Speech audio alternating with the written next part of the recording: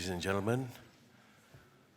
We will start with the first panel discussion without further ado. My name is Shailendra Singh, and I'm the coordinator of the USP journalism program based in Suva. And it's my pleasure indeed to be chairing this first session. We have a lineup of 5 speakers, and they will be discussing analysis of gender sensitivity in the existing climate change policies and legal frameworks. We had the keynote speaker today describe the situation as far as gender is concerned in the climate change space as sexist. And then after her was the Deputy Prime Minister and Chief Guest, who stated that females are underrepresented in the climate change space. Right? So these are some of the issues our panel will be unpacking and providing us deeper insights into. The idea being, based on the responses of the 2-day proceedings, we can come up with appropriate responses on how to address some of the problems. Okay, now having said that, I'd like to invite our 5 speakers to please take their seats. And I also want to extend a special welcome to our delegates from Vanuatu and the Solomon Islands. It's such a pleasure having you here today. So I will briefly introduce our speakers. The speakers will be introduced as it is their turn to speak, and each speaker has 10 minutes to share their views, and I respectfully remind the speakers to please strictly keep to the time so as not to eat into the question-answer session. Okay, so our first speaker is Mr. Filimone Ralogaivalu, and he's the Acting Director of the Climate Change Division under the Office of the Prime Minister, and he's also the Climate Adaptation Specialist for the Government of Fiji, and he will be the first to shed some light into the topic on hand. Thank you. Filimone, please. Bulovitaka, everyone. Firstly, I'd like to just thank Dialogue Fiji for the invitation to be part of this, part of the discussions here today. My permanent secretary, Dr. Shailendra Michaels, who was supposed to be here, sends his apologies, and because it's his first official day in office, so he had a lot of engagements, and I'm here as his replacement. I have something here prepared, but in the spirit of dialogue, I will try to have a good Talano session with everyone here about the government of Fiji and how we are looking at the gender and climate nexus when we're looking in the regards of policy and legal framework. So start us off, the Climate Change Division under the Office of the Prime Minister is it's a new arm of government, something very new. And before this, we were part of the Ministry of Economy, which is now the Ministry of Finance. And under the Ministry of Finance, we had developed a policy on the gender and equity and social inclusion, or better known as GESI policy, which is a policy that is set up that can enable us to access, for our ambitions to be accredited to the GCF, the Global Climate Fund, as some of you may know. And it goes further than that, this GESI policy. We have an action plan from 2021 to 2024 on some of the priorities that we will be including as well. And when we also receive proposals from partners, development partners, NGOs that want to access the GCF or the Global Climate Fund as Fiji's National Designated Authority or the NDA, we have a checklist where we have to ensure that the requirements under our GESI policy is met in the proposals that we receive. Additionally to that, the government of Fiji, through the Ministry of Finance, also have something that is called an initiative called the Gender Responsive Budgeting, So when we receive budget submissions from different ministries, it has a portion where they have to fill out how it will affect some of the gender gaps that has been faced in ministries across government. So this is all something quite new, and implementation-wise, there's still a long way to go. Some of you may know that Fiji leads in the field of planned relocation, or climate-induced relocation, and the Cabinet of Fiji had just recently endorsed the standard operating procedures for planned relocation. And if you have the chance to look at our SOP, the standard operating procedures for planned relocation, you will see how gender is greatly integrated into the different aspects of the relocation process, from the consultation phase, where there needs to be processes in place where women and children are consulted separately, that we can get full consent of the community. There were some issues that we faced with relocating communities in the past years, and I think this is a key lesson learned for the government of Fiji when relocating communities. Some things like where we built homes, and homes didn't have kitchens or didn't have bathrooms and toilets. So this is all part of the lessons that we've learned, and we've tried to better integrate it into the standard operating procedure on the importance of women especially being consulted in the different phases, from saying yes or no to being relocated, to the housing plans that they have to agree to, and various phases in the relocation. Additionally, in regards to disaster risk response, as you know that the government of Fiji also looks into how we can better some of our initiatives when we look into the supplies that we give towards those that are affected. And this is also in regards to communities that have been displaced. Some of you may know the community of Vanuatu. They have been displaced now for over 4 years and are now in the process of relocation. And being in a situation of displacement for a period of 4 years, living in makeshift housing conditions, certain issues will arise in their state of displacement. And these are some of the areas that has been highlighted that we need to address and better our efforts in the future with displaced communities that suffer the wrath of tropical cyclones or flooding and have to live in makeshift housing conditions. I will stop there for now and allow my other panelists to carry this discussion forward. Vinaka. Thank you so much, Filimone. Please, another round of applause for our first speaker.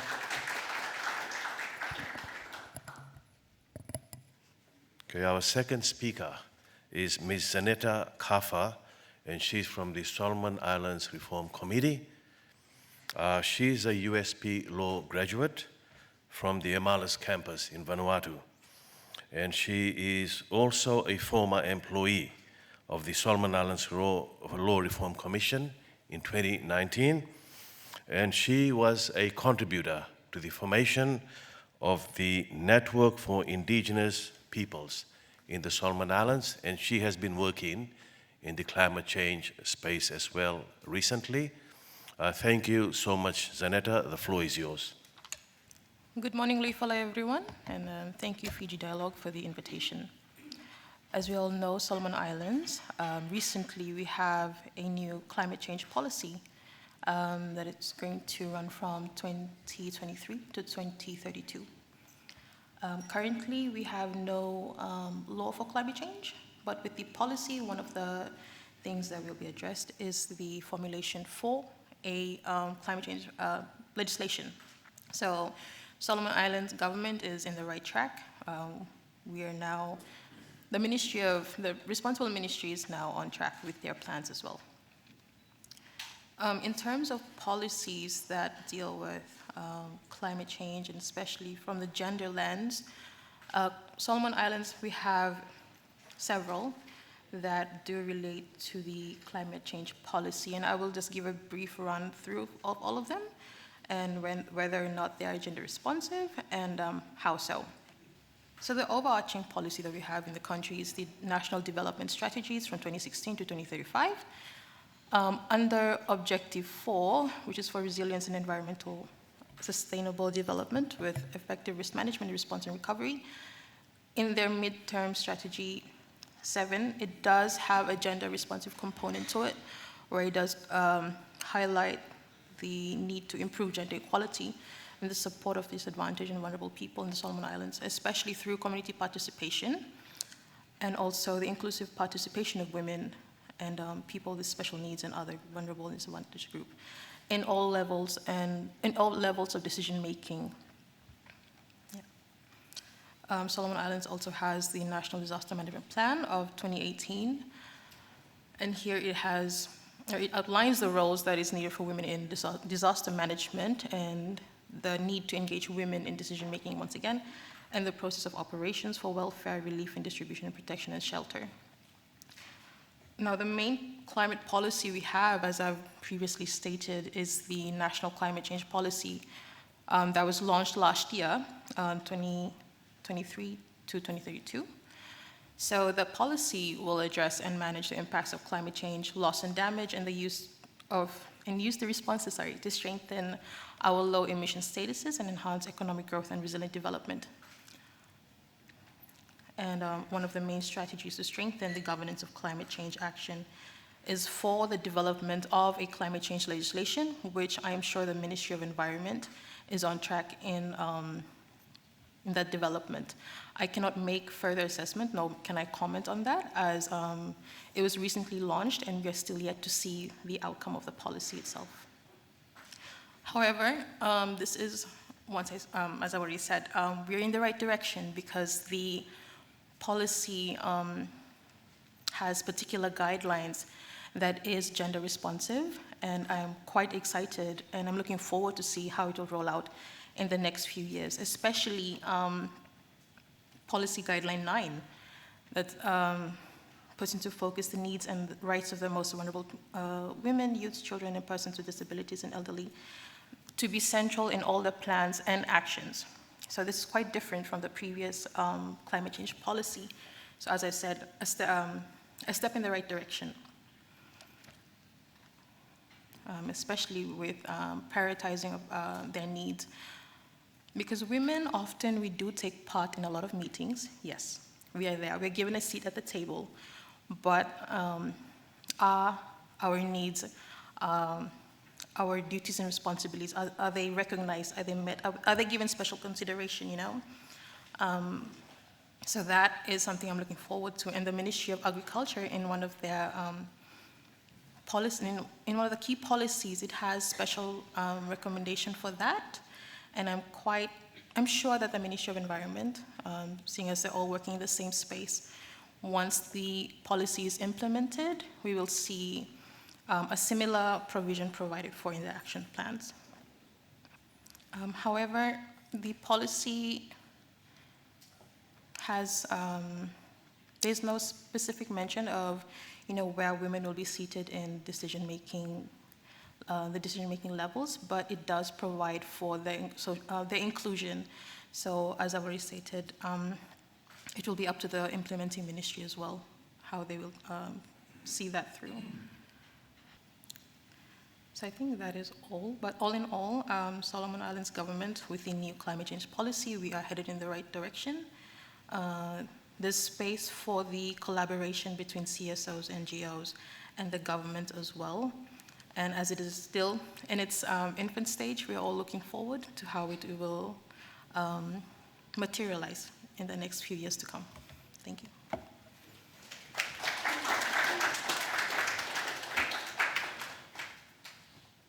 Thank you so much, Zaneta, for a brief but very interesting presentation.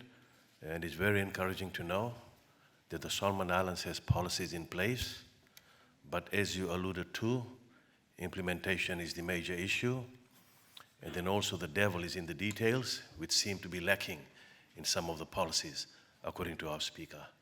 Another round of applause, please, for Zaneta.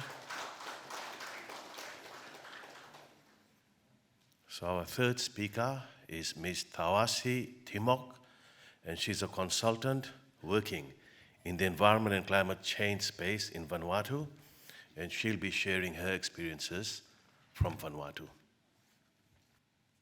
Interestingly today, we, the panel, have been given an opportunity to discuss climate change policies and legal frameworks. I come from Vanuatu. My background is extensive years, 17 years working in the government. Unfortunately for Vanuatu, we have a lot of policies ranging from climate change as well as environment. The issue that we have is with implementation. Recently, for Vanuatu, we just developed an agriculture gender policy. While we did launch that, the implementation as well, like our previous panelist also mentioned, is yet to be seen. But the system is in place, has been developed, and we give credit to that. How it gets implemented at the community level is a total different scenario altogether. And that is a question that's a multi-million-dollar question. Even for Vanuatu, we have several different policies that we've developed and legal frameworks, but whether it's really addressing the gender issue and whether it's being addressing the issue that we always want, women at the table, or not just women, those who are vulnerable as well. In this space of climate change, we always want to say it loud and proud, is women are affected. Of course, we all know that. The information, the data is all there. But how are we doing that in the community? How are roads addressing that? How are health systems addressing that? How is agriculture, systems that we include, mechanization, all these different systems that we're developing for our countries, are they really being gender sensitive? Are we really considering the road that we're going to develop tomorrow, or the bridge that we do? Is it really addressing climate change? Is it really going to take care of that pregnant mama that needs to cross when she needs to deliver? Yes. It is something that that is the elephant in the room, and we all come from different expertise. We will sit here, we will hear it. But one of the things that I am so passionate about is that when you listen and you think about it, how can you make sure that the government of the day develops a policy that you yourself can actually implement when you actually go down to the level? CSOs have a very big, they are implementing a lot of these policies. They are actually developing projects around this. But whether that information gets fed back into these policies to actually say, and governments are actually addressing this, that's another issue altogether. For example, Vanuatu also has a decentralization policy, an act that says the development has to reach the community and also has to consider gender. My point comes back to whether that actually really meets the needs of the day or not. We have to be careful when we talk about this in scenarios like this. We can get all excited. We can all come here with the drive to do that. But one of the things that we really need to know is, can it make that difference? And do the numbers match at the end of the day? And whether the job that we're doing at the community level, as a CSO or as a government department, gets integrated and is reflected in all the numbers that we say, that this is the number of disability, this is the number of women that are actually impacted by the policy that we make. Rather than just being lip service and saying this is the number of women that are attending this, it's so wonderful to see so many women here. But how many of you will be able to take back a lot of the ample information that you hear for the next 2 days and make it come substantial and something useful for your country? For Vanuatu, I cannot say, and maybe most of you know, we have a lot of good policies. But like they say, it's good on paper. How much of that gets implemented and how much that is reflecting and actually addressing the gendered goals that we want. I think I'll leave my talk there. Thank you. Okay, thank you so much, Touasi, for, again, another very interesting presentation and the recurring theme. All these policies in place that look really nice on paper, but implementation and being heard might be the challenge going into the future, as well as, the policies that come out of this meeting. Will they find their way into government policies or not? So thank you for raising those very important questions. Our next speaker is Ms. Volatabu, and she's the Executive Director of femLink Pacific, Fiji, and she is also going to be sharing experiences from what's happening in Fiji. Bolovinaka, everyone. I came with a long speech to talk about this morning, but then I realized it was a dialogue. I was given a brief, and the brief was quite lengthy. Anyway, I'm on my trip to Lambasa, and just as I'm about to dress, and then I realize the weather report said that it was sunny in Lambasa, so I decided to go on our Women's Weather Watch page. And then I turn on this Viber page, and I see there are women from Lambasa who are taking snapshots and saying, "It's a rainy morning in Lambasa. Thank you, Lord, for the rain." So, and it's cold in Lambasa, so I change my clothes so that I can wear suitable clothes when I land in Lambasa. It's what we do when we have a collaboration like the Women's Weather Watch page, which we are quite well known for. I'm from femLink Pacific. As I've been introduced, I'm Faye Volatabu, the Executive Director.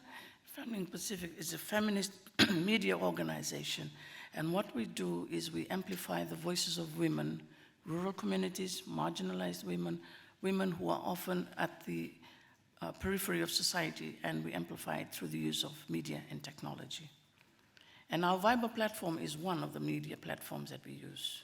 We also have a radio station called 89 FM, which operates out of our office in Suva, 5 Holland Street, as well as in Lambasa. In addition to that, we also have newspaper, which we use to amplify the voices of women. So when you have the time, check out our social media pages, there's Twitter, I think we also have a TikTok, but Facebook. So to go with the times, we try and ensure that we have all kinds of media technology in which we are amplifying as well as sharing information. Now, the brief that I was given this morning, I'm trying to look for that, an analysis of gender sensitivity in the existing climate change policies and framework. Quite lengthy. So, because I usually just try and summarize everything, I change it to, are the existing climate change policies gender sensitive? That's a question for you to do. I'm just merely highlighting some points. The first question you'll ask is, I guess you probably would have heard from the speakers before me, but just, they say the repetition is reinforcing. So you need to be sensitive because all our nations have ratified CEDAW. Fiji, August 1995, Vanuatu, September 1995, Solomon Islands, 2002. So Solomon Islands being the most latter of the 3 countries signed 21 years ago. So the Convention on the Elimination of Every Form of Discrimination Against Women should be second nature to us. Why is this still a topic that we're talking about? Gender sensitivity. What exactly is gender sensitivity? They say this is when you use language that acknowledges all groups, or the avoidance of the use of language that refers explicitly or implicitly to one gender. I know that we often talk about history. In the feminist world, we don't say history, we say her story, because it's not just about his story, it's also about her story. So that's a very direct use of language. Or when we talk about women, we don't just say women, we say women from all diversities. Women are very broad. So when we are sensitive to women, we are sensitive to even the language that we use, so that it's not one size fits all kind of language that we're using. And when we're using sensitive language, we are able to also ensure that there is gender equity. What is gender equity? This is when things that are to ensure fairness and strategies are available to compensate for women's historical and social disadvantage. Okay, what's that? Well, basically women, for those of you who have studied women, the history of, sometimes a long time ago we were considered as property in the archaic times. Then times have evolved. But sometimes the definition of women, or we are then relegated to the last person that eats during meals, or when there's a workshop, we have to ensure that everything at home is done before we turn up at the workshop. So when there are people coming around to get the voices of women, in most cases they don't get the voices of women because the women are busy sending the children off to school, preparing lunch. By the time the information is gathered, the voices of women are not heard. So gender equity ensures that that imbalance is not around. So when there are workshops, when there are consultations, to take into account the fact that women have to send their children off to school, women have to prepare lunch probably, and women have to be back home in time for children to come back from school. So when we are getting their voices, it has to be real. They are in the room. For us at femLink, what we normally do is we start the workshop so that it's after the school goes off to school and it ends before the children come back from school. So that is ensuring gender equity is prevalent in all the activities that we do. Then we have the regional organization and the international organizations who are trying to achieve gender equality, and they've given us empowerment to ensure that we are being part of the decision-making at public and private events, like for example today. When I walked in, a gentleman asked me, "So you're from Women's Weather Watch?" And I was pleasantly surprised that people knew about Women's Weather Watch. That is a classic example of Fiji women trying to take the issue of climate change into their hands.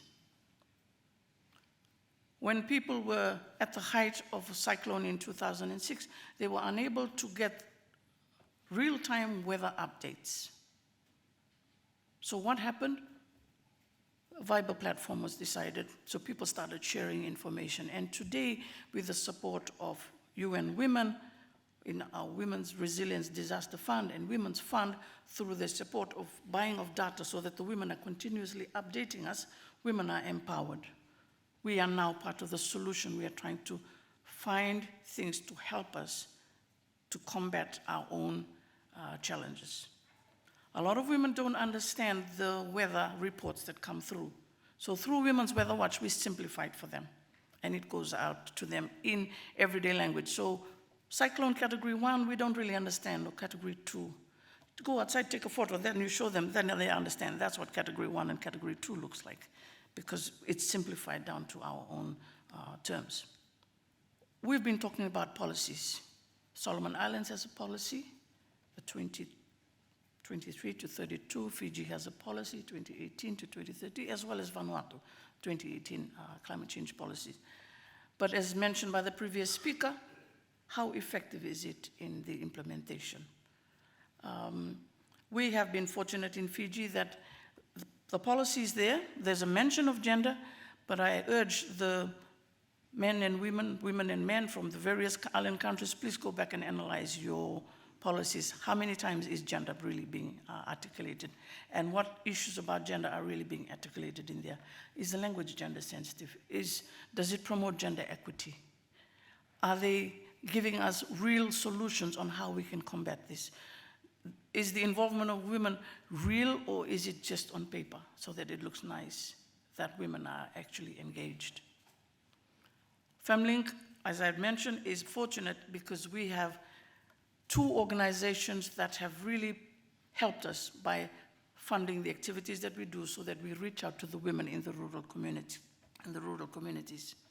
We have more than 150 rural women networks, more than 300 plus rural women leaders that are part of this, all over the country. And this is through the help of UN Women, Women's Fund, as well as the Real Rights Coalition. And it's this kind of funding that supports the work that we do on the ground, that we are able to be your foot soldiers, so to speak, to go out and talk to the women so that our issues are captured and it comes back.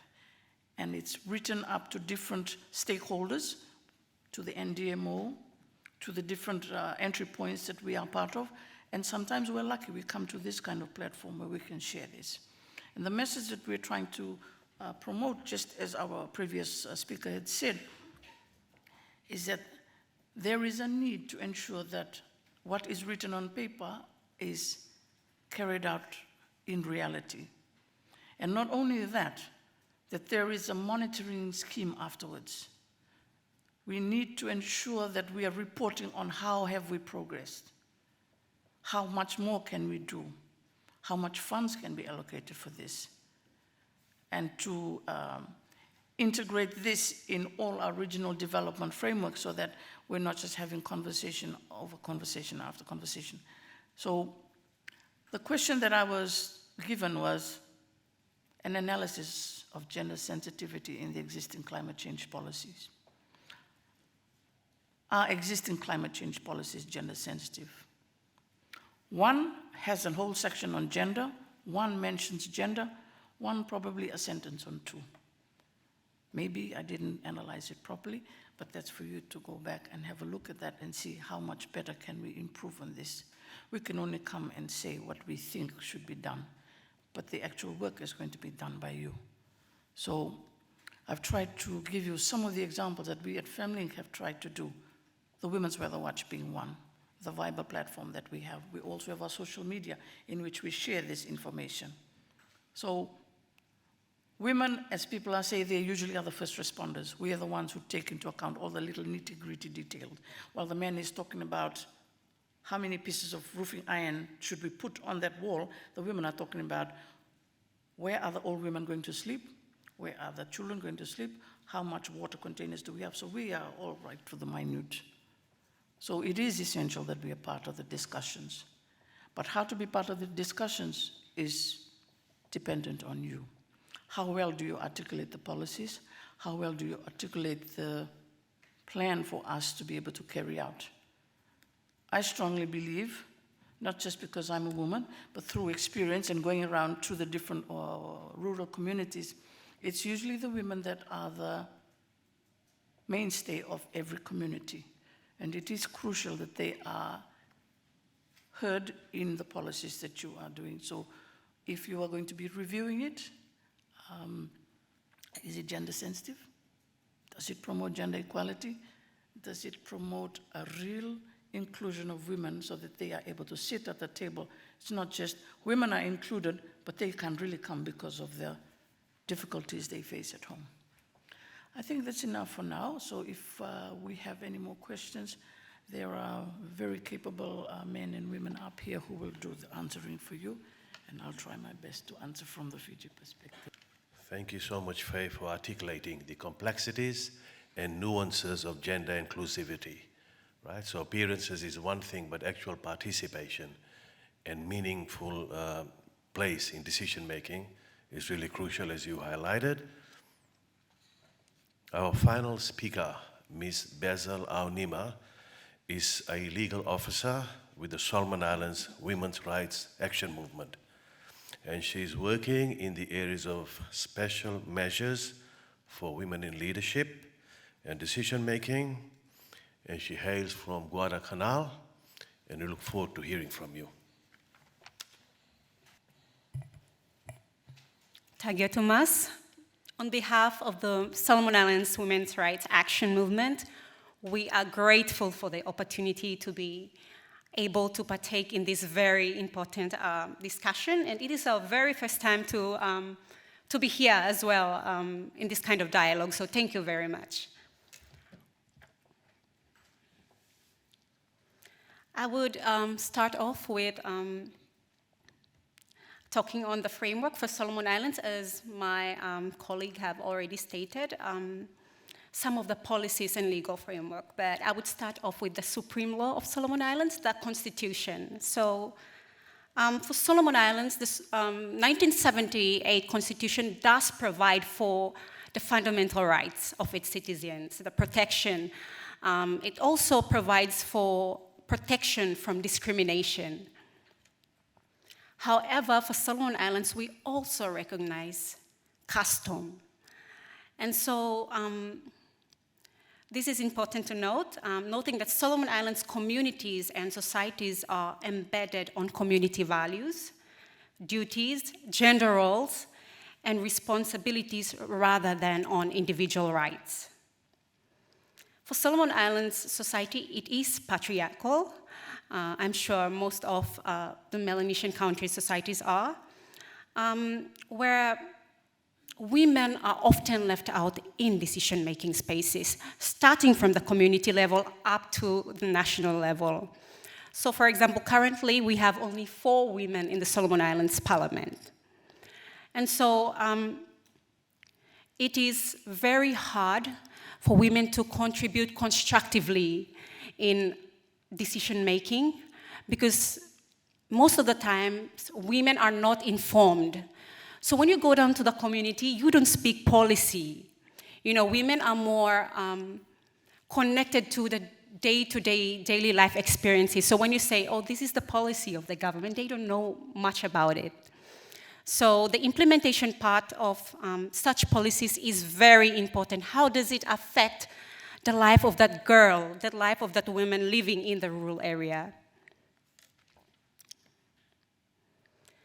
So we also have the national development strategies, as Zaneta has touched on, 2016 to 2035, where it states the need of the government to support and take into consideration the needs of vulnerable groups. This is quite vague. We don't know how. You know, there is no connect link to how are we going to take in the, the needs of vulnerable people in the community. Just from a small assessment that I've done, there is a need to ensure that existing assessment tools to also have social safeguards in relation to the implications of climate change, because most of the time, when we talk climate change, we talk about the technicalities of it. We don't look at the social issues that comes with the impacts of climate change. And we've also have the Disaster Management Plan 2018, where it does articulate that, yes, women need to partake in decision-making in terms of disaster preparedness. But it does not mention whether women should be partaking in all sectors when it comes to climate change. For the Solomon Islands National Climate Change Policy, 2023 to 2032, we do acknowledge the state's work in having this policy reviewed. From a women's rights, from my organization's point of view, we see that there's a need for a human rights-based approach. Because as we all have stated that the gender inequality, power dynamics, and discriminations are constraints for women to fully engage in many aspects of the society, and climate change can only exacerbate the existing inequalities that women and girls are already facing. So I would conclude here by stating this. The core question here, as most of the panelists have already stated, is how can we have a policy that is gender sensitivity in its nature and at the same time in its implementation? We also acknowledge the lack of resources in terms of finances, human resources, and the need to have institutional strengthening are many of the things that Pacific Island countries' government are facing. But how can we work with what we have and make a huge impact on the lives of women and girls living in the rural areas? And with that, I would like to thank you, and I would now take my seat. Thank you.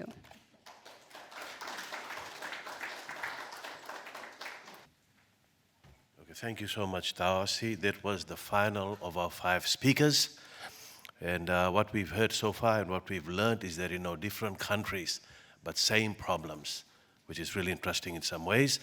What we are going to do next is have a Q&A for 30 minutes. And we are really looking forward to your full participation, because whatever feedback we get from the floor will also be factored into the report emanating from this workshop here. Right, so 30 minutes of Q&A. Now, I would invite you to ask questions or, maybe make a comment, and you identify yourself by your name and affiliation, and please keep it brief. Keep your question or comment brief and to the point. Before we start our Q&A, please, a final round of applause for our 5 speakers.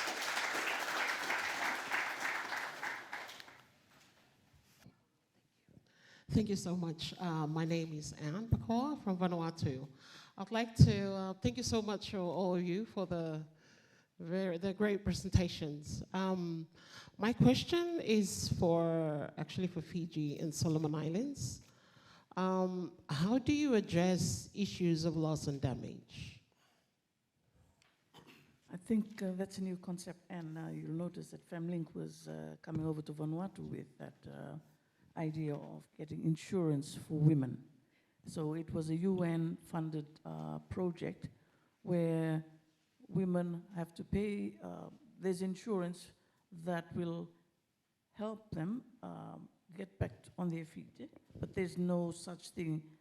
We have insurance for cars, all that, but I think that's something that needs to be taken into account. For example, there's a landslide. The landslide the water gets muddy, but the women are being affected because they can't sell the shellfish or the prawns from the river.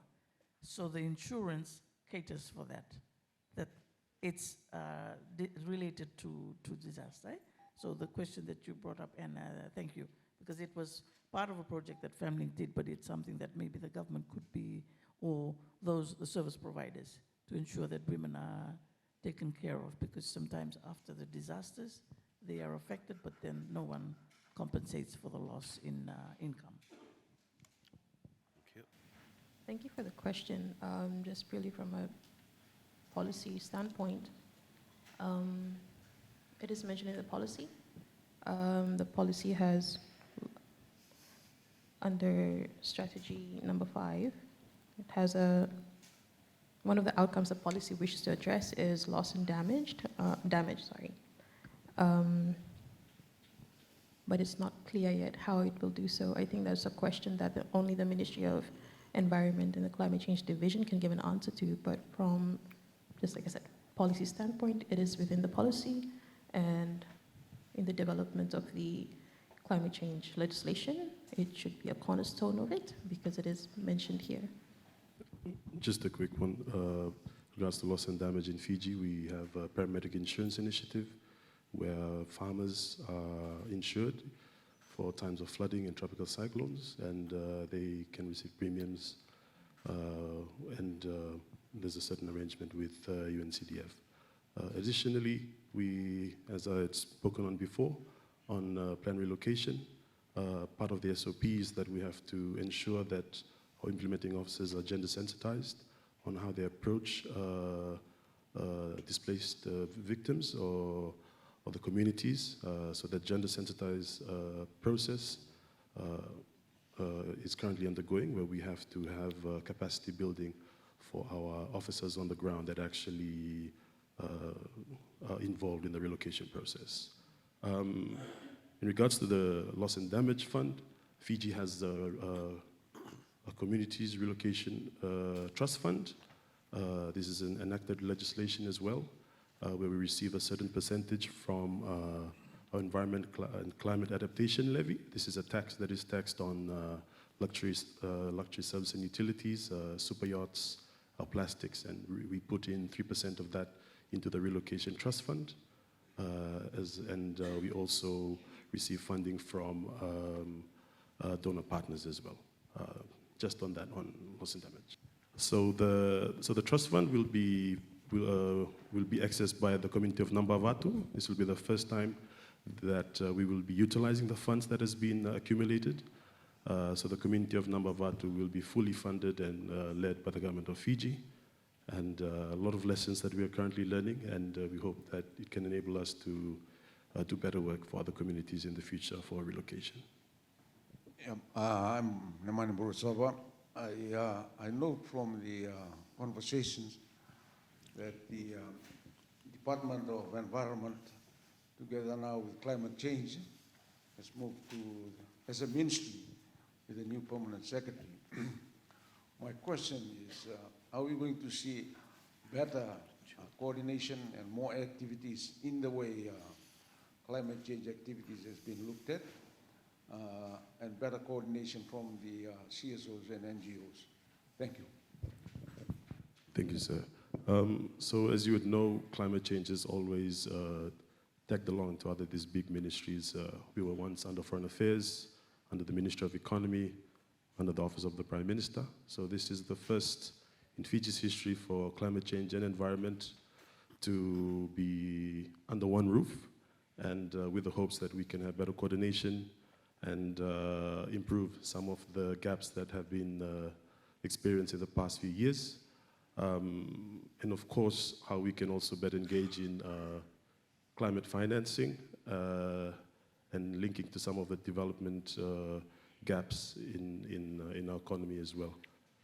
So one could only hope, but we are very optimistic of great things to come with this merger. Okay, so while yeah.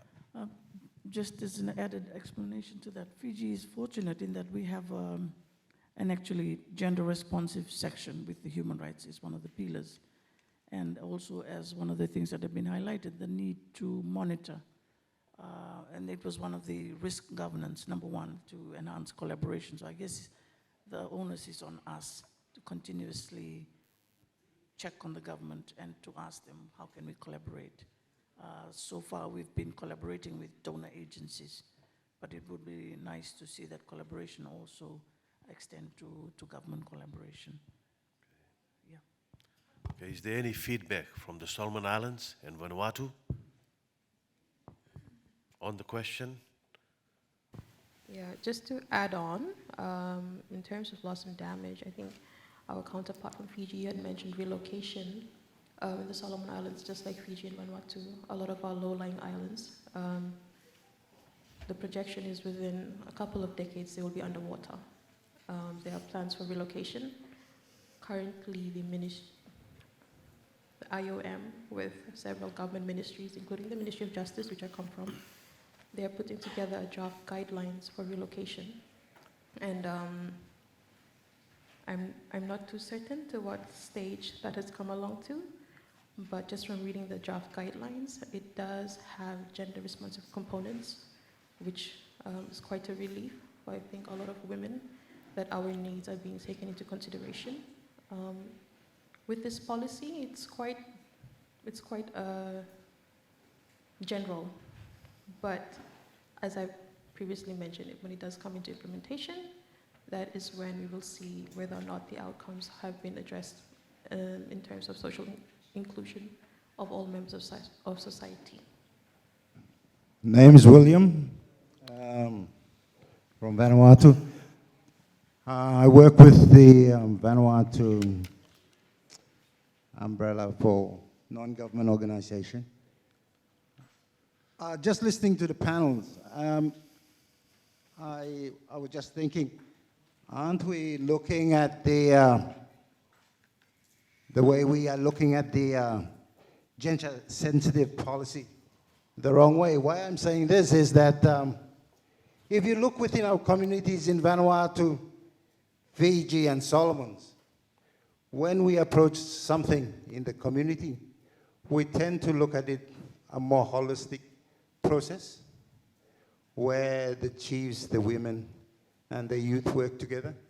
By singling out an issue where it's just gender sensitive, we are tending to put more focus on one particular group of people, and the other groups would feel like we're just focusing on one group. Shouldn't we look at it more at the holistic process where everybody tends to work and try to achieve something for the community, where it covers the gender sensitivity, people who are vulnerable, the elderly, and the youth? I think we need to have a real look at it and make sure it's contextualized to make sure it actually fits within our community. If not, it would be just one particular group talking for one particular area, and we are not coordinating to make sure that whatever we do actually has a feedback and benefits the community. Thank you. Thank you. Who wants to go first? I don't know how to answer to that, but you have a dwarf and a tall man trying to watch the games. So in order for them to watch the games, you give both of them the same heels. What happens is that they both wear the heels, so the taller man becomes even taller, even though the dwarf gets a bit, is able to watch the games. So when we talk about gender equality, what you actually do is you give the dwarf a thicker heels, so he or she is able to watch the games, and you give the tall person slippers, because they don't need to have heels in order to watch the games. So the dwarf is given a thicker heels. I'm trying to use women analogies here. That's what gender equality is. And our society is such that we have a patriarchal society. And gender equality is trying to equalize that, the gender norms. As much as we respect the different cultures that we have, some of the perpetuated cultural norms have made it second nature that when there is a meeting, the women automatically are left at home while the men go, because that's traditionally what we do. But if we have to include the women, then we have to consider, let's have the meeting after the children have gone to school. So we'll have the meeting at, say, 10 o'clock instead of 8 o'clock. So I understand what you're saying, that we need to look at things contextually, but in all fairness, there are cultural norms that have caused the gender inequalities. And our discussion today is, I presume because of that most of the policies don't bring the dwarfs into the picture, not that women are dwarfs. So we need to wear heels so that we can see over the field and watch the games that's happening. I hope that I'm able to explain, because I just hope we're not going to go into a philosophical debate of cultural norms, because I respect that we all have patriarchal cultural norms. And the only reason we're having this is because of that. We are most oftentimes not included in the table discussions because of our cultural norms. So I hope I've answered you, sir, and that I'm not going to have a fight with you after this. Thank you very much. I think it's not about, we are trying to work together as partners. It's not about, taking away your space, or it's all about us collaborating together, both genders, taking in consideration, how does climate change not only, affect women, children, girls, persons with disability, men, and finding, the difference, at the same time working together to ensure that, we prepare ourselves and, have the equal access, the equal opportunity to protection. So it's not about, taking out, the space. It's all about us, having the opportunity to share and contribute together in terms of decision making when it comes to climate change. Yeah, thank you. Thank you, William, for your question. I think you've been around long enough, and I think this is not giving. I think the way this 2 days discussion will revolve around is what I like the connotation that was put before. It's giving us tools to further our work. Yes, we will look at, depending on which culture we are talking about, but it's not that we're giving gender in this space or women the voice to do it. No, we're giving them the tools, better tools to be able to do the work that we're trying to do. Because we know at the end of the day, governments make the policies, governments, drive all these things. Are we just doing it because it's going to go and sit again on a shelf? And you and I know, we all use roads, we all use services that government provides. We are always complaining. So it's not saying we are doing what better than who, no. I think the space is just that we're avoiding people, we're avoiding a certain group of people. No, I think we need to come away from that thought. And I'm speaking as a female here. We really need to come away from that thought. we need to come away thinking that because we're talking about gender, it's just because we're talking about women. No, there's more to that than, and I think where you're coming from, I mean, we need to not just say that it's not talking about the chiefs. No, the gender discussions that we're going to have are going to be covering the discussions that we're going to have for the next 2 days. We'll cover policy, we'll cover ideas, tools, how to better do the job that we're trying to do. Is because we know climate change is impacting us, but why are we not addressing and not implementing a lot of these policies that have already been done? Yeah.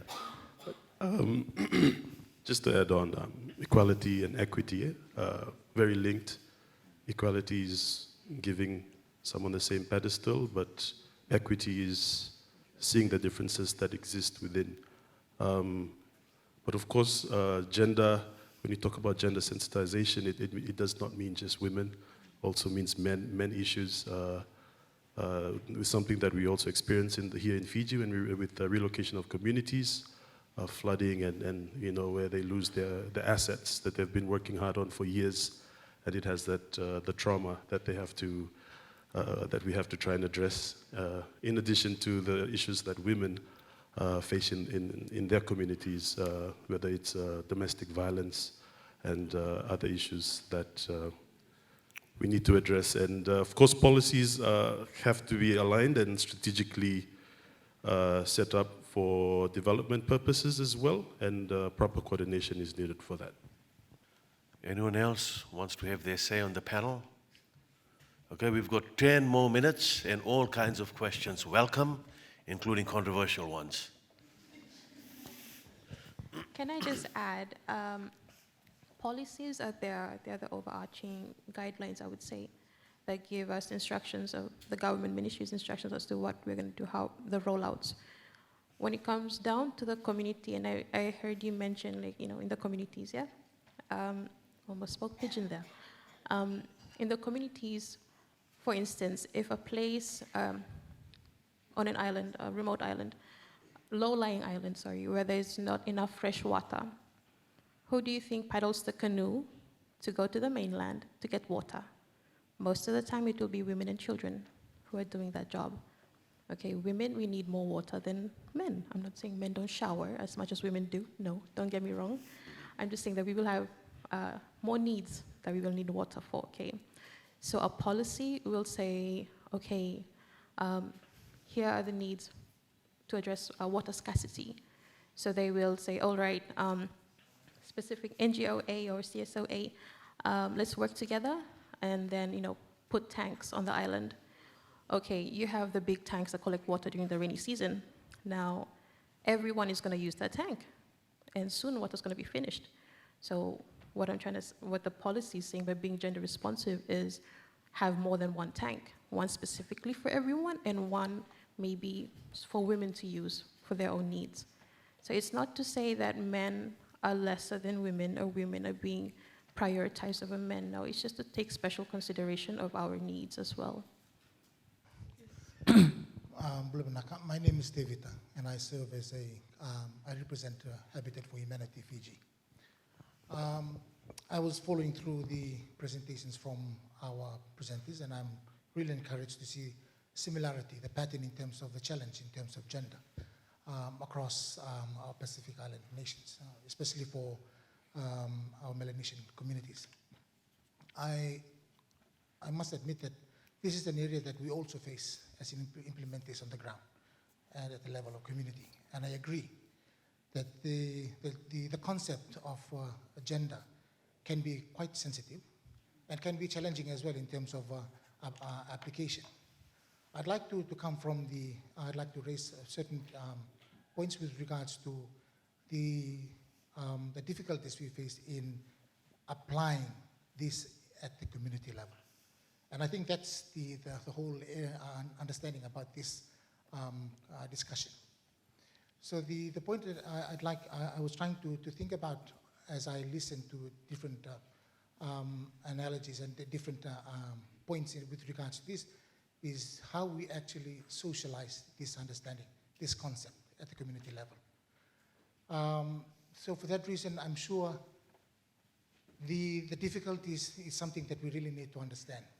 Please, as government policymakers, it is important. I think this is an area that we are struggling to address, is the collaboration between CSOs and government. Not really to say that government is not listening to CSO, no.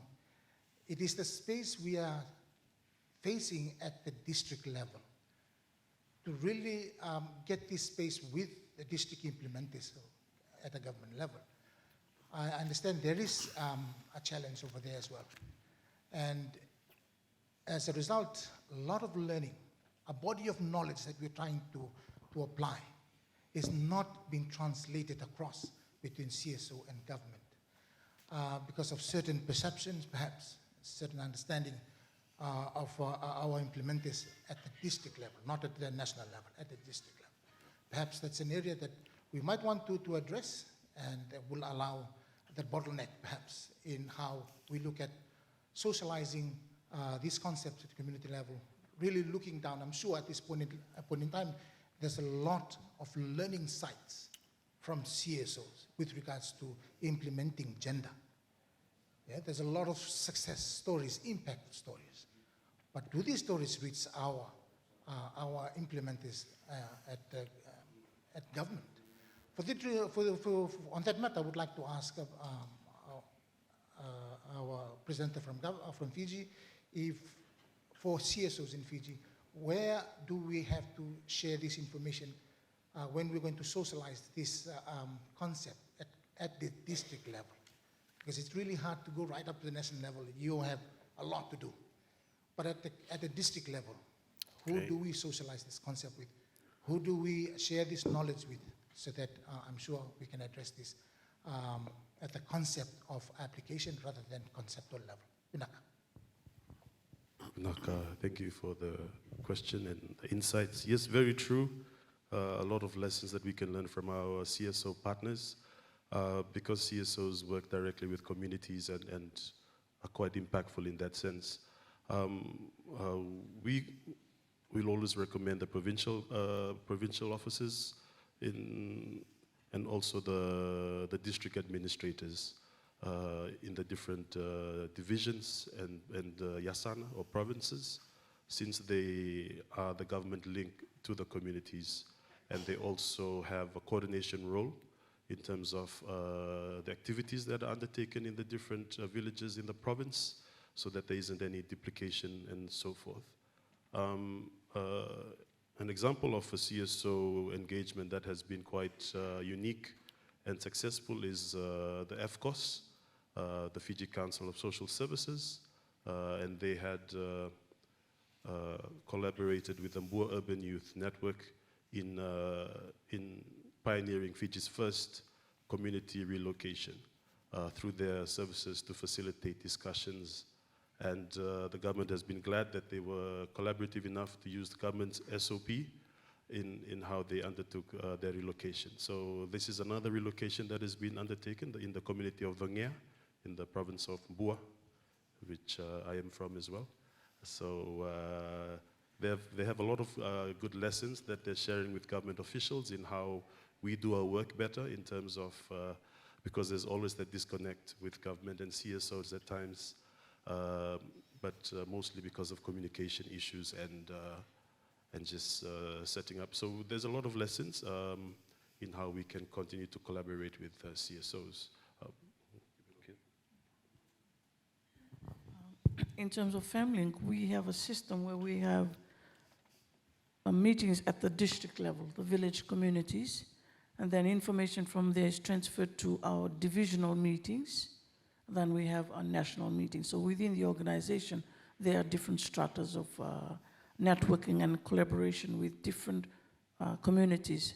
And this also is a collaborative effort with other CSOs like the FCOS, the NDMO, because when we are looking at climate change and disaster, as well as Red Cross. So we look at our partners on the ground and we work collaboratively with them. So the structure of the organization is such that we have networks right from the divisional and the linkages from the divisional right up to the national. So, we could actually share how we do that with you in one of our conversations. Thank you. And you're most welcome to go on our Facebook page and see that too. For Vanuatu, to my knowledge, I know that when we have programs going in place, the government requests that the partner works with another government department so that the information is set there. And they usually establish a memorandum of understanding where the information can be used by government and also vice versa. The government can also assist CSOs on the ground to implement programs. I think we've seen a lot of good work, a lot of benefits from this. We've seen establishments of a lot more information coming through for climate change, where a lot of the communities, farmers, agricultural assistant officers have been empowered by the data that's been used from these collaborations. So yeah, I think it depends on one of the things that you can take from this is that it depends on where you're at, and for you, the CSO, to make the first point of contact with whoever government may be represented at that level. So it probably at the provincial level before you, yes. But as you've heard already, I think the government is ready to work with the CSOs in the region, but we need more coordination and collaboration. And I think we've learned from Fiji and across. We've had issues in the past, but we've learned, so yeah. For Solomon Islands, most of the women's organization, CSOs, NGOs, they're now taking on board climate change. So how we work with the government, it depends on our organizational thematic areas. For example, from RAM, Women's Rights Action Movement, we work with the Ministry of Women, Youth, Children, and Family Affairs because we work in advocating for women in leadership and decision making. So from this space, we can also now look at the climate change division, and then we can communicate with them, to collaborate in terms of partnership and working on addressing some of the issues with regards to climate change. So it's a matter of communicating through the right channels so that we work together, because most of the time when people think about gender, they think women. So when we have like workshops such as we have a gender consultation, they tend to pick on the women's organization to go and attend, but when it comes to climate change, they think technicality, so most of the time we have other like climate change organizations attending. So from this dialogue, I've learned a lot too. So it's a matter of us communicating with the right government ministries in order to work together. I think your question was on how CSOs and government can work together. I am not from the Ministry of Environment, but I'm from Ministry of Justice, and we do have a lot of engagement with CSOs and NGOs, depending on the areas we work with. But my general comment is, as the representative of Vanuatu had said, know who to get into contact with. If you're at the provincial level, you have a provincial representative. Address that person, and then you can work up to the national. Or if not, send a direct letter or make them know of your presence, because I'm sure the Ministry of Environmental and Climate Change Division representative will later on tell us about their engagement with CSOs and give more information on that. But just purely from another government ministry rep, it's you have to reach out. A lot of the time, our the names or the list of organizations who are doing all specific things, we are not aware. There's no proper coordination within our own government. So a lot of, like I said, reach out, know who to get into contact with, and then collaboration and working together will fall behind that. Okay, thank you so much. We have some interested parties following proceedings on Zoom, and we will round off the Q&A with a final question from the participant on Zoom. Were there any commitments to showing how people of diverse SOGISC are adversely affected by this climate crisis in data and policy? If so, how much of this change has happened to improve system and policy. So we are now running out of time. I'll give you guys maybe 30 seconds or a minute to quickly address that question. Who's going to go first? Okay, I'll try and have a go. So I'll just be linking it to our standard operating procedure on plan relocation. It also notes marginalized groups and the LGBTQI community as well, that we recognize that they have their own issues in the communities. So this is something that we are also trying to streamline in policies in terms of how we undertake consultations with the communities. It has to be, it is done in a way that they're done in groups by men, female, and other groups and the marginalized communities. So this is something important, and it is also taken into account where we're looking at the consent of the communities and how we consult the different groups as well. Thank you. Yeah. Okay, so this brings this panel discussion to an end.